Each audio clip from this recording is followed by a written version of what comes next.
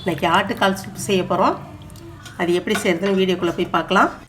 தண்ணி கழநீர் ஊற்றிக்கிறேன். அரிசி களைஞ்ச கலர் ஊற்றிக்கிறேன். நீங்கள் இருந்தால் கழநீர் ஊற்றிக்கோங்க, இல்லைன்னா பச்சை தண்ணி ஊற்றிக்கோங்க. சோம்பு 1 ஸ்பூன் வச்சுருக்கேன், போட்டுக்கலாம். ஜீரகம் 1 ஸ்பூனு, மிளகு 1 ஸ்பூன் வச்சுருக்கேன். ஒரு 10 பல்லு பூண்டு வச்சுருக்கேன். இஞ்சி ஒரு 2 துண்டு வச்சுருக்கேன். சின்ன வெங்காயம் கட் பண்ணி வச்சுருக்கேன். ஒரு 10 வெங்காயம் இருக்கும். ஒரு தக்காளி கட் பண்ணி வச்சுருக்கேன், அதையும் போட்டுக்கலாம். இது மாதிரி 1-2 அரைச்சி எடுத்துக்கலாம். நல்லா நைஸாக அரைக்க வேணாம். இது மாதிரி அரைச்சி போட்டால் தான் அந்த சூப்பு நல்லா டேஸ்ட்டாக இருக்கும். நைஸாக அரைக்காதீங்க. குக்கரில் தண்ணி வச்சுருக்கோம்ல, அதில் போட்டுக்கலாம். நம்ம எவ்வளோ கால் வச்சுருக்கோமோ அதுக்கு தகுந்த மாதிரி நம்ம தண்ணி வச்சுக்கலாம். கொத்தமல்லி கழுவி வச்சுருக்கேன், அதையும் போட்டுக்கலாம். கருவேப்பிலை வச்சுருக்கேன், அதையும் அப்படியே போட்டுக்கலாம். முழுசாக போட்டுக்கலாம். க்ளீன் பண்ணி இப்போ கட் பண்ணியிருக்கேன். இப்போ இதையும் அதோட போட்டுக்கலாம். லைட்டாக மஞ்சத்தூள் போட்டுக்கலாம். எவ்வளோ தண்ணி வச்சுருக்கோமோ அதுக்கு தகுந்த மாதிரி உப்பு போட்டுக்கலாம். அவ்வளோதான், வேலை முடிஞ்சிருச்சு. இதை குக்கர் மூடிக்குவோம். ஒரு 10 விசில் விட்டாச்சு.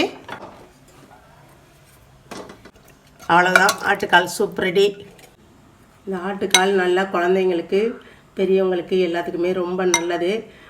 ரொம்ப எலும்பு தேய்மானம், கால் வலி, முட்டி வலி இருக்கிறவங்கெல்லாம் நல்லா செஞ்சு சாப்பிட்லாம். இதே மாதிரியே நீங்களும் செஞ்சு சாப்பிட்டு பாருங்கள். சாப்பிட்டு பார்த்துட்டு சுமதி சமையலுக்கு லைக் பண்ணுங்கள், ஷேர் பண்ணுங்கள், சப்ஸ்கிரைப் பண்ணுங்கள். தேங்க்யூ.